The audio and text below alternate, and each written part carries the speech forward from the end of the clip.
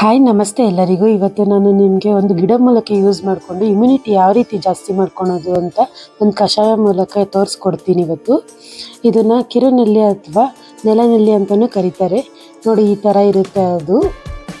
ನೋಡಿ ಇದೇ ಥರ ಗಿಡ ತುಂಬ ಇರುತ್ತೆ. ನೀವು ನೋಡಿ ಕಿತ್ಕೊಬನ್ನಿ. ಈ ಥರ ಗಿಡದ ಕೆಳಗಡೆ ಈ ಥರ ಸಣ್ಣ ಸಣ್ಣದಾಗಿ ನಲ್ಲಿಕಾಯಿ ಥರ ಇರುತ್ತೆ. ಅದಕ್ಕೆ ಇದನ್ನು ಕಿರುನೆಲ್ಲಿ ಅಂತಾರೆ. ನೋಡಿ ಯಾರು ಗೊತ್ತಿಲ್ಲ ಅಂದರೆ ನೀವು ಯಾರನ್ನಾದ್ರೂ ದೊಡ್ಡವ್ರನ್ನ ಕೇಳಿಬಿಟ್ಟು ಕಿತ್ಕೊಬರ್ರಿ. ಈ ಥರ ಒಂದು 5-6 ಸಲ ಚೆನ್ನಾಗಿ ತೊಳ್ಕೊಬೇಕು. ನೀವು ಇನ್ನೂ ನಮ್ಮ ಚಾನಲ್ನ ಸಬ್ಸ್ಕ್ರೈಬ್ ಮಾಡ್ಕೊಂಡಿಲ್ಲ ಅಂದರೆ ಈಗಲೇ ಸಬ್ಸ್ಕ್ರೈಬ್ ಮಾಡ್ಕೊಳ್ಳಿ. ಹಾಗೆ ಬೆಲ್ಲೈಕನ್ನ ಪ್ರೆಸ್ ಮಾಡಿ. ಇದನ್ನು ಚೆನ್ನಾಗಿ ತೊಳ್ಕೊಂಡು ಒಂದು ಸೈಡಲ್ಲಿ ಇಟ್ಕೊಳ್ಳಿ. ಇಲ್ಲಿ ನಾನು 2 ಗ್ಲಾಸ್ ನೀರು ಯೂಸ್ ಮಾಡ್ತಾಯಿದ್ದೀನಿ.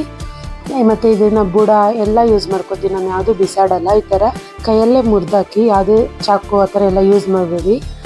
ಇದು ಚೆನ್ನಾಗಿ ಕುದಿಬೇಕು. ನಾನು 2 ಗ್ಲಾಸ್ ನೀರು ಇಟ್ಟಿರೋದು 1 ಗ್ಲಾಸ್ ಬರೋ ತನಕ ಕುದಿಸ್ಕೋಬೇಕು ಚೆನ್ನಾಗಿ. ಈ ಕಷಾಯ ಜಾಂಡೀಸ್ಗೆ ಮತ್ತು ಜ್ವರಕ್ಕೆ, ವೈರಸ್ ವಿರುದ್ಧ ಹೋರಾಡೋಕ್ಕೆ ಸಹಾಯ ಮಾಡುತ್ತೆ ಇದು.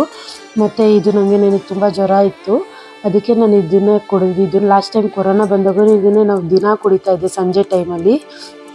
ನಾನು ಜ್ವರ ಬಂದರೆ ಯಾವುದೇ ಥರ ಮಾತ್ರೆ ಎಲ್ಲ ತೊಗೊಳಲ್ಲ. ಈ ಥರ ಕಷಾಯದಲ್ಲೇ ಮೇಲ್ ಮಾಡ್ಕೊಳಕ್ಕೆ ಟ್ರೈ ಮಾಡ್ತೀನಿ. ನೋಡಿ ಇದು ನಾನು 2 ಗ್ಲಾಸ್ ಇಟ್ಟಿರೋದು 1 ಗ್ಲಾಸಿಗೆ ಬಂದಿದೆ. ನೋಡಿ ಪಾತ್ರೆಯಲ್ಲಿ ಮಾರ್ಕ್ ಇದೆ. ನೋಡಿ ಈ ಥರ ಬಂದಾಗ ಆಫ್ ಮಾಡ್ಕೊಳ್ಳಿ.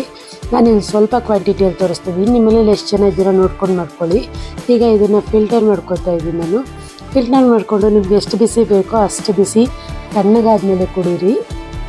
ಇಷ್ಟು ಕುಡಿಯೋಕ್ಕೆ ಬೇಕು ಅನಿಸಿದ್ರೆ ಎಷ್ಟು ಬೇಕೋ ನೀವು ಕುಡಿಬೋದು. ನಾನಿಲ್ಲಿ ಸ್ವಲ್ಪ 2-3 ಸಲ ಕುಡಿತೀನಿ ಒಂದು ದಿನಕ್ಕೆ. ನೀವು ಈ ಥರ ಕಷಾಯ ಎಲ್ಲ ಮಾಡ್ಕೊಳ್ಳಿ. ಆರೋಗ್ಯ ಚೆನ್ನಾಗಿಟ್ಕೊಳ್ಳಿ.